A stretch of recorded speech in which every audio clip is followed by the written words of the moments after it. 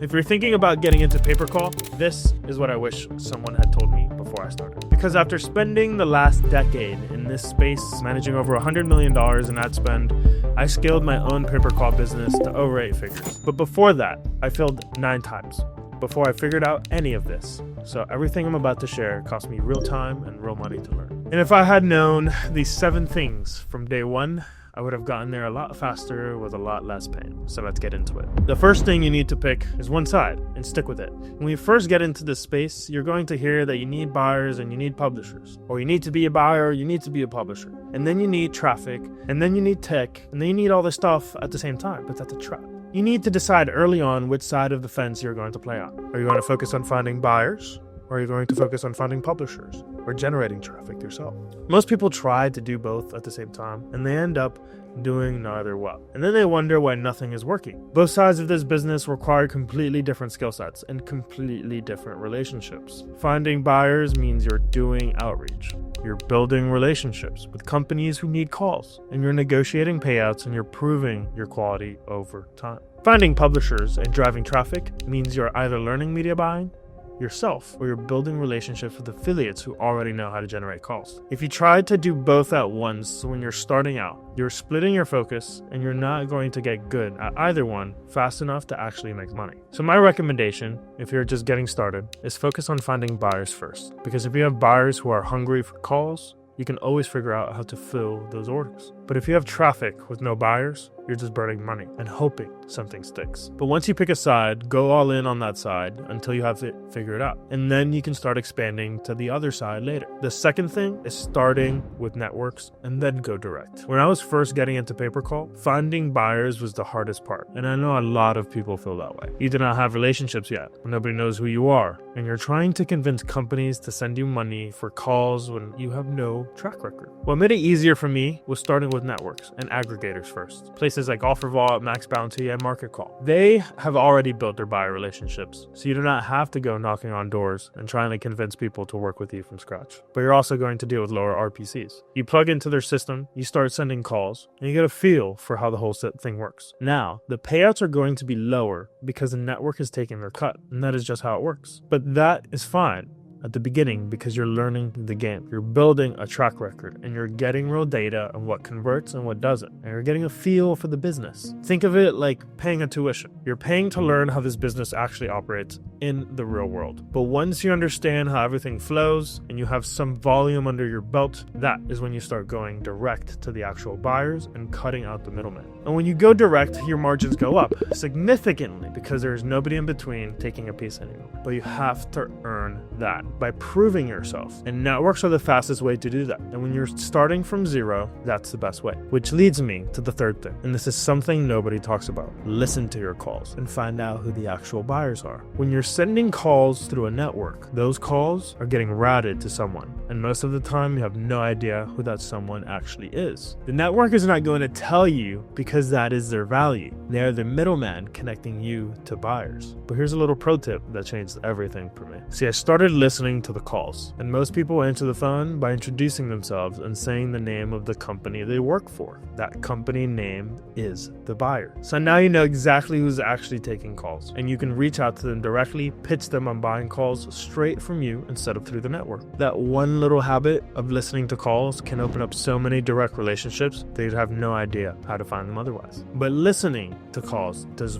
more than just help you find buyers. It also shows you what is actually happening on those calls. You start to hear the compliance issues, the marketing issues, and whenever agents are doing a good job or a terrible job. All of that information is gold because it helps you understand what quality actually looks like in this business. And when you can speak intelligently about call quality with buyers, they trust you more and they want to work with you more. So even if you think you do not have time to listen to calls, try to squeeze the most amount of your time because that is where all the real insights come from. And your future self will thank you for that decision. Now, the fourth thing is never depend on just one buyer. I've seen this kill so many businesses. and it almost always happens the same way. You find a buyer and they're paying you well, calls are flowing, everything is great, and you start to think that this is easy. You start to get comfortable, stop doing outreach to find new buyers, and then one day they change everything. They lower their payouts, they change their hours, they hit their cap for the month, or they just straight up stop answering calls and ghost you. Now you have traffic with nowhere to send it, and you're scrambling to try to figure out what to do. I've seen this happen to so many people. It's not even funny. It's happened to me. The worst part is when it happens, you're starting from zero again. Trying to find new buyers where your traffic is just sitting there costing you money or going to waste. You want to build at least 3 to 5 solid buyer relationships before you even think about scaling, because that diversification is what keeps you alive when one relationship goes sideways. And relationships will go sideways. That is just part of the game. Buyers change their priorities, they run out of budget, they get acquired by another company, they switch vendors. All kinds of stuff happens that is completely out of your control. The only thing you can control is making sure you are not dependent on any single one of them. So when things are going great with one buyer, keep doing outreach, keep building relationships, and keep adding new buyers to your roster. That way, when something goes wrong, and it will, you have other places to send your traffic, and your business does not fall apart overnight. The 5th thing is QA everything, or you will get burned. If you're in the arbitrage game where you're plugging in buyers and publishers, you're always going to run the risk of getting a shady source that runs garbage traffic. I've seen it happen over and over and over again. Someone finds a publisher who is sending calls at a great price, they get excited, they start scaling, and then a month later their buyers are pissed because their quality score is trash, and now their reputation is destroyed. And in business, your reputation is everything. You already know that though. Once buyers stop trusting you, it's really hard to get that trust back, and word travels fast in this industry. What I learned is that QA has to start from day 1, because by day 30, when problems start piling up, it's already too late. That means listening to calls, tracking quality by source, and cutting bad partners fast before they destroy your reputation with the buyers who actually matter. For instance, at AdSync, we have a whole team that does nothing but QA calls, and their job is to listen and give us cues on what is going on. If there are compliance, marketing, or agent issues, we address them right away. And now we have built AI into our platform that can listen and transcribe and flag all of those issues in seconds. So you do not have to hire a whole team of people just to maintain quality. But even if you're just starting out and doing this yourself, you need to be in those calls every single day, making sure the quality is there. Because if you're not QAing your calls proactively, or more importantly, QAing the partners that you work with, you're putting your entire business at risk. One bad publisher can destroy relationships that took you months or years to build. The 6th thing is do not scale before your foundation is solid. This is where most people blow up their business, and I've seen it happen so many times it hurts. They get a few working deals, they see their numbers going in the right direction, and they immediately try to add 10 more affiliates or open up 5 new verticals all at once. That is the moment when everything falls apart. Quality drops because you cannot QA that many new sources at once. Buyers start complaining because the calls are not as good as they used to be. Reconciliation becomes the nightmare because you have too many moving pieces and the whole thing implodes. So here's what I learned the hard way. You only scale when your billable rate is above 80%, your margins are positive after reconciliation, and your QA reports are clean. Those 3 metrics tell you if your foundation is solid or not. If your billable rate is below 80%, that means too many of your calls are not qualifying and you're losing money on traffic.